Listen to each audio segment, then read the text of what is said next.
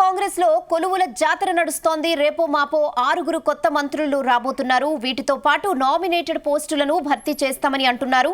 అంతేకాదు కొత్తగా మహిళా చీఫ్ ను కూడా నియమిస్తారని చెప్తున్నారు. అయితే మహిళా చీఫ్ రేస్ లో ఉన్న నేతలెవరు? సునీతారావునే కంటిన్యూ చేస్తారా లేదంటే కొత్త ముఖానికి అవకాశం కల్పిస్తారా?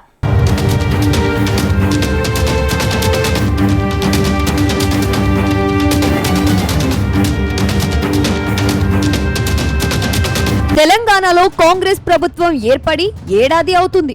రాష్ట్రంలో ప్రభుత్వం ఏర్పాటై ఏడాది పూర్తయిన సందర్భంగా విజయోత్సవ సభను సర్కార్ నిర్వహిస్తుంది. అంతేకాదు ఇన్నాళ్లు పార్టీ కోసం కృషి చేస్తున్న నేతలకు పదవులు సైతం ఇచ్చేందుకు సర్కార్ రెడీ అయింది. ఇప్పటికే 37 మంది నేతలకు నామినేటెడ్ పోస్టులను కేటాయించారు. రేపో మాపో మరో 50 నుంచి 100 మంది నేతలకు నామినేటెడ్ పోస్టులు కేటాయిస్తారని చెబుతున్నారు. అటు పార్టీకి కూడా కొత్త ప్రెసిడెంట్ వచ్చారు. చాలా రోజుల తర్వాత పార్టీకి కొత్త చీఫ్ గా మహేష్ కుమార్ గౌడును నియమించారు. అయితే పార్టీ చీఫ్ గా పదవి చేపట్టడమే ఆలస్యం.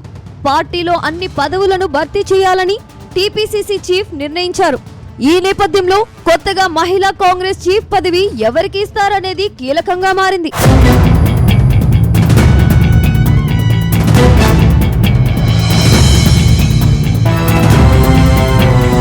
ప్రస్తుతం రాష్ట్ర మహిళా చీఫ్ గా సునీతారావు ఉన్నారు. ఆమె పదవీ కాలం పూర్తయి దాదాపు 5 నెలలు దాటింది. అయినప్పటికీ ఆమెనే కంటిన్యూ అవుతున్నారు. అయితే పార్టీకి కొత్త ప్రెసిడెంట్ వస్తారని చాలా రోజులుగా ప్రచారం జరిగింది.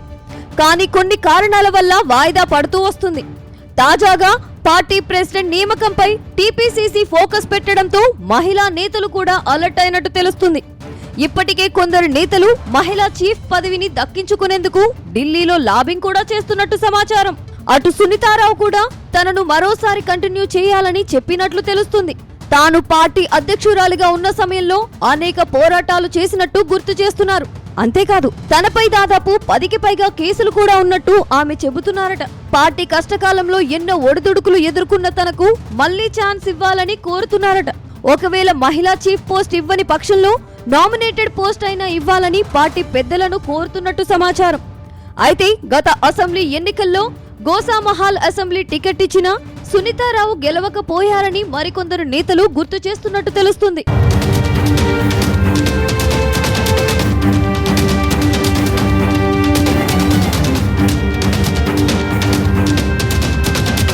ఇదిలా ఉంటే గద్వాల్ కాంగ్రెస్ ఇన్ఛార్జ్ మాజీ జడ్పీ చైర్మన్ సరితా తిరుపతయ్య కూడా తనకు ఓ అవకాశం ఇవ్వాలని కోరుతున్నారట. అయితే సరితా తిరుపతయ్యది సీఎం రేవంత్ రెడ్డి సొంత జిల్లా కావడం, బీసీ సామాజిక వర్గానికి చెందిన నేత కావడంతో అధిష్టానం పెద్దలు ఆమె పేరును పరిశీలిస్తున్నట్టు తెలుస్తుంది. గత అసెంబ్లీ ఎన్నికల్లో జోగులాంబ గద్వాల్ నుంచి పోటీ చేసిన సరితా తిరుపతయ్య సిట్టింగ్ ఎమ్మెల్యే బండ్ల కృష్ణమోహన్ రెడ్డి చేతిలో స్వల్ప ఓట్ల తేడాతో విజయం సాధించారు. మొన్నటి వరకు నామినేటెడ్ పోస్టు కోసం ప్రయత్నించిన సరిత మహిళా చీఫ్ పదవి ఇస్తే పార్టీని ముందుకు నడిపిస్తానని చెప్పినట్టు తెలిసింది. హైకమాండ్ పెద్దలు కూడా సరిత అయితేనే పార్టీకి మరింత లాభం జరుగుతుందని భావిస్తున్నారట.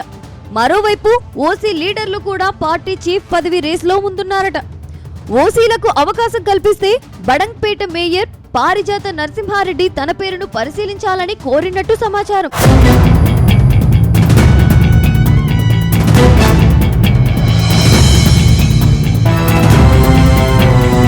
మరోవైపు ఈ ముగ్గురు నేతలే కాదు మరికొందరు లీడర్లు కూడా తమ పేరును పరిశీలించాలని హైకమాండ్ను కోరుతున్నట్టు గాంధీభవన్ వర్గాలు అంటున్నాయి. అయితే మహిళా చీఫ్ విషయంలో మాత్రం పార్టీ పెద్దలు ఆచితూచి అడుగులు వేస్తున్నట్టు సమాచారం. త్వరలోనే రాష్ట్రంలో స్థానిక సంస్థల ఎన్నికలు జరగబోతున్నాయి. వీటితో పాటు గ్రేటర్ హైదరాబాద్ లోనూ ఎన్నికలు సమీపిస్తున్నాయి. ఈ సమయంలో మహిళా ఓటర్లు కీలకమని అధికార పార్టీ భావిస్తుంది.